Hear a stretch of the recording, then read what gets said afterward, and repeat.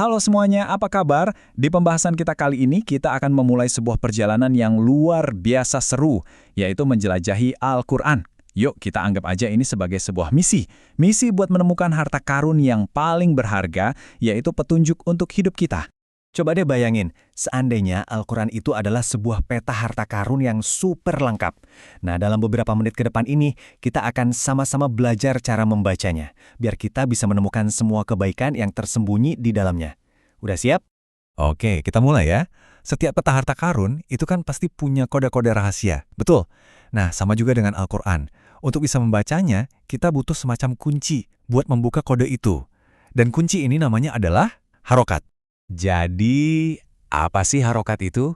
Gampangnya gini, anggap aja harokat itu dekode rahasianya.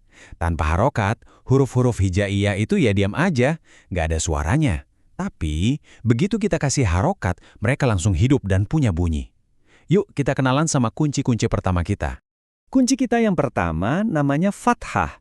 Posisinya itu selalu di atas huruf. Dan bunyinya gampang banget. A. Jadi kalau kita lihat huruf ba ada tanda fathah di atasnya, ya kita baca ba. Simple kan? Lanjut ke kunci nomor 2, yaitu kasroh. Nah, kalau yang ini kebalikannya fathah.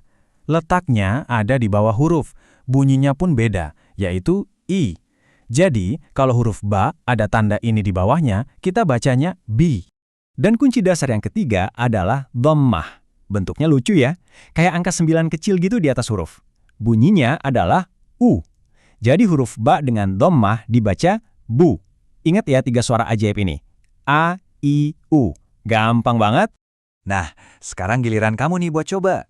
Coba lihat deh huruf ta di layar. Ada 3 harokat yang beda kan? Bisa tebak bunyinya apa aja? Aku kasih waktu sedikit ya.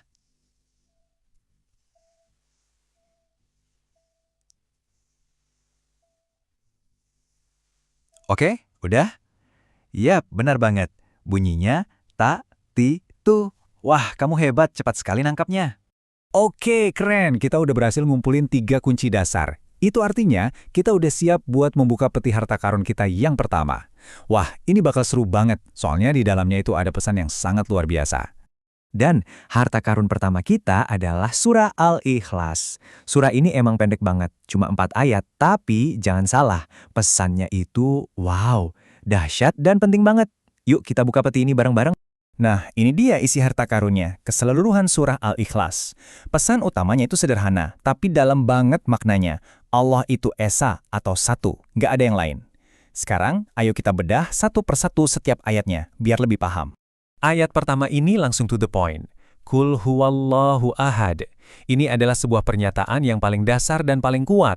Katakanlah, dialah Allah yang Maha Esa. Satu, tunggal, nggak ada duanya. Pesan yang super jelas. Kita lanjut ke ayat kedua. Allahus Somad. Apa sih artinya As-Somad? Artinya Allah adalah satu-satunya tempat kita bergantung dan meminta segalanya.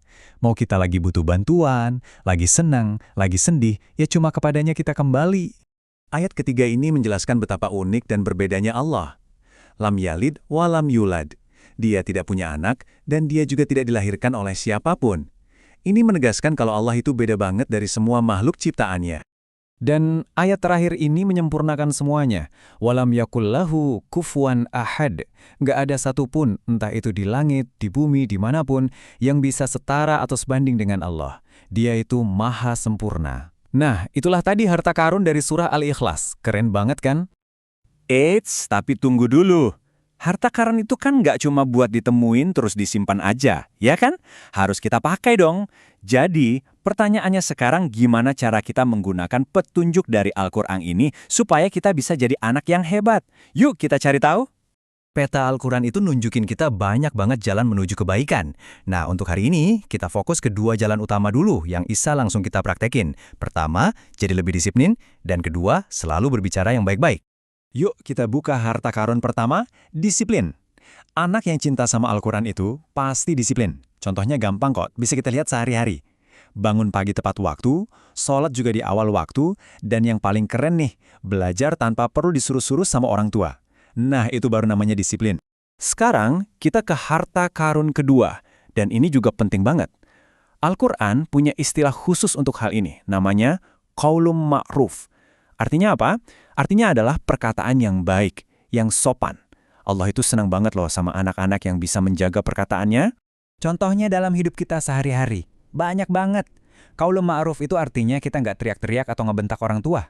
Artinya kita nggak ngejek atau ngolok-ngolok teman. Dan yang paling penting, artinya kita selalu berusaha berkata jujur. Ini harta karun yang benar-benar berharga. Nah, petualangan kita hari ini hampir selesai. Kamu udah dapat kunci petanya dan udah menemukan 2 harta karun yang hebat. Pertanyaan terakhir dari aku, harta karun mana yang mau kamu pakai hari ini? Apakah jadi lebih disiplin atau lebih menjaga perkataan baik? Pilihannya ada di tanganmu. Sampai jumpa di petualangan kita selanjutnya ya.